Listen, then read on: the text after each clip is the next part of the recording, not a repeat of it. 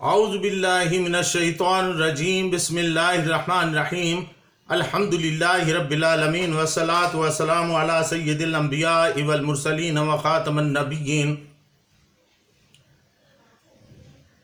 اللہم صلی وسلم علی سیدنا و مولانا محمد وعلی آل سیدنا و مولانا محمد بعدد قطرات الامطار۔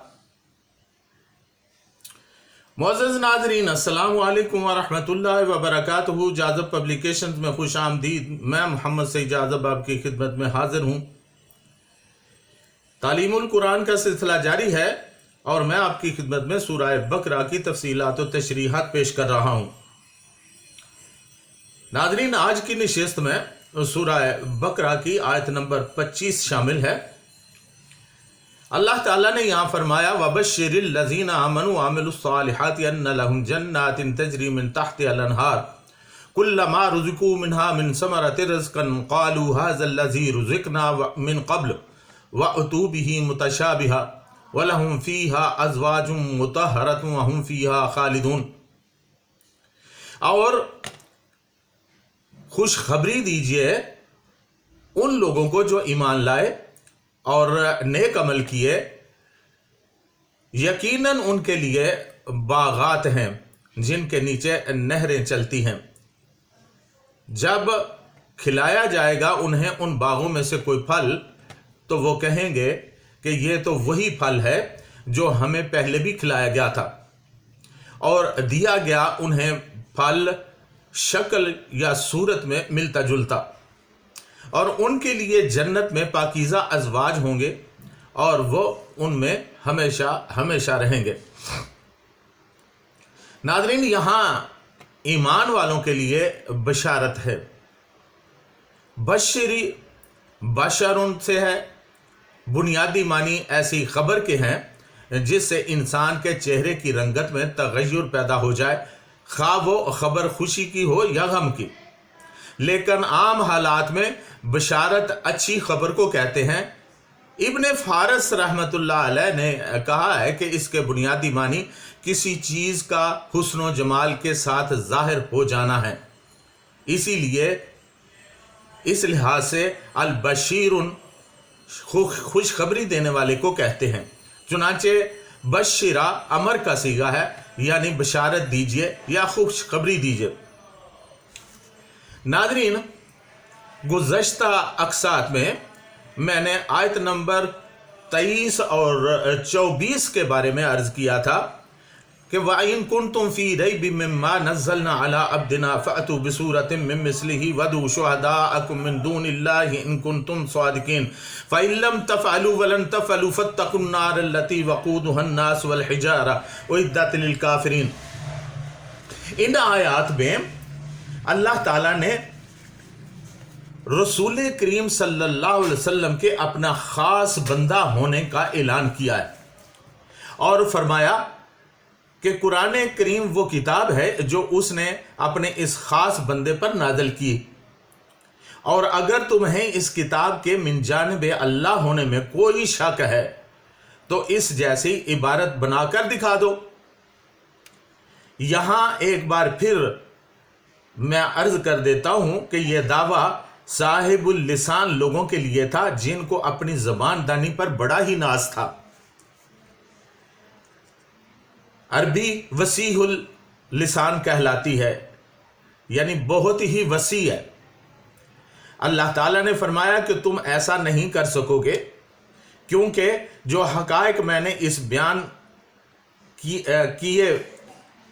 میں بیان کیے ہیں وہ حقائق بیان کرنا تمہارے بس کی بات نہیں ہے، اور حروف کی جو تعداد اور ترتیب میں نے اس کی آیات اور صورتوں میں رکھ دی ہے وہ بھی تم نہیں کر سکتے۔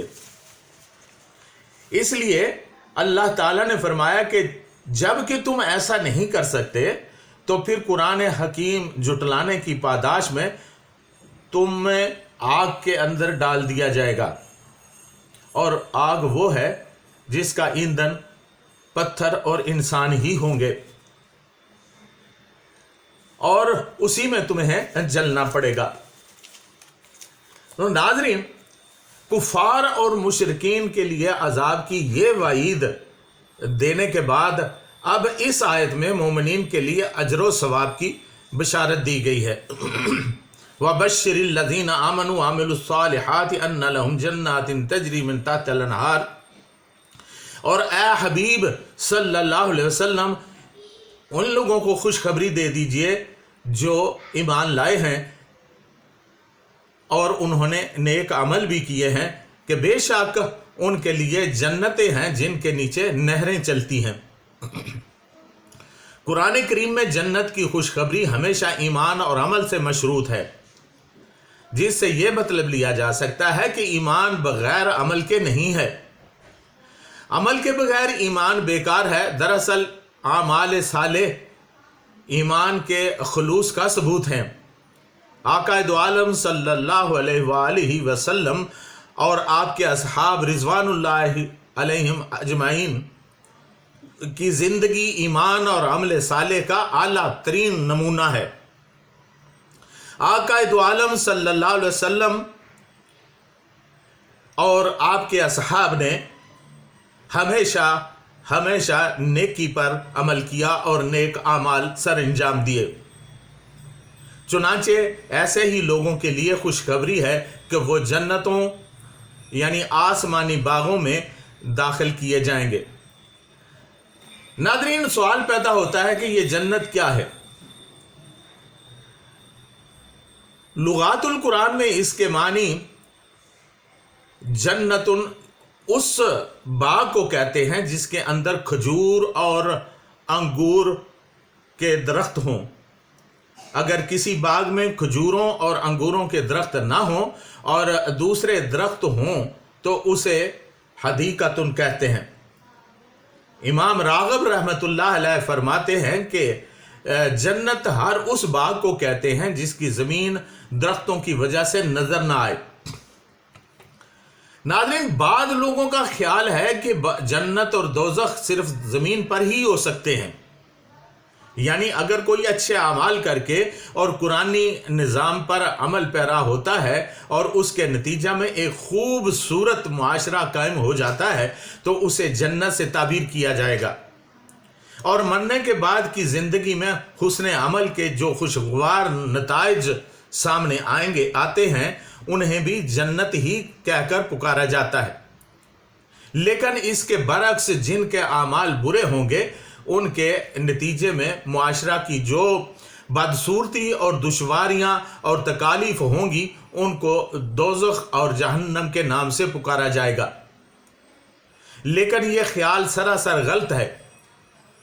दुनिया में किए जाने वाले आमाल के नताइज में जो खुशियाँ नसीब होती हैं और इससे जो मुआशरा तश्कील दिया जाता है वो जन्नत नमा तो हो सकता है लेकिन जन्नत नहीं हो सकता, क्योंकि जन्नत और दोज़ख के बारे में कुरान करीम में अल्लाह ताला ने जो तफासिल बताई हैं वो बनफ्से नफीस मौजूद होने की तरफ इशारा करती हैं।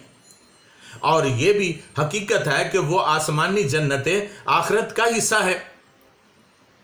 जिसका आखिरत पर यकीन कामिल हो वो जन्नतों और दोज़खों के वजूद से इनकार नहीं कर सकता। हकीकत यह है कि अल्लाह ताला ने बड़ी ही सराहत से इन दोनों मकामात का जिक्र किया है जिस पर आका दो आलम सल्लल्लाहु अलैहि वसल्लम की अहादीस मुबारका ने मोहर तस्दीक लगा दी है। ये एक बड़ी तफसील तलब बात है। आगे चलकर इंशाअल्लाह अज़ीज़ मौक़े के मुताबिक इस पर बात होती रहेगी और जन्नत और दोज़ख की तफासिल मैं इंशाअल्लाह आपकी खिदमत में अर्ज़ करता रहूँगा। वैसे मैंने जन्नत और जहन्नम की मुकम्मल तफसीलात अपनी किताब चश्मे तसव्वुर में बयान कर दी हैं। अगर मुमकिन हो पाए तो उसका मताला ज़रूर कर लीजिए। नाज़रीन, आज की नशिस्त में इतना ही। आइंदा नशिस्त में इंशाअल्लाह जन्नत की जिन नेमतों का जिक्र इस आया में किया गया है वो आपकी खिदमत में अर्ज़ करूँगा और इसके अलावा जन्नत में चीज़ें क्या क्या है उनके बारे में भी इंशाअल्लाह लज़ीज़ बात होगी। तब तक के लिए इजाज़त। वमा अलैना इल्लल बलागुल मुबीन।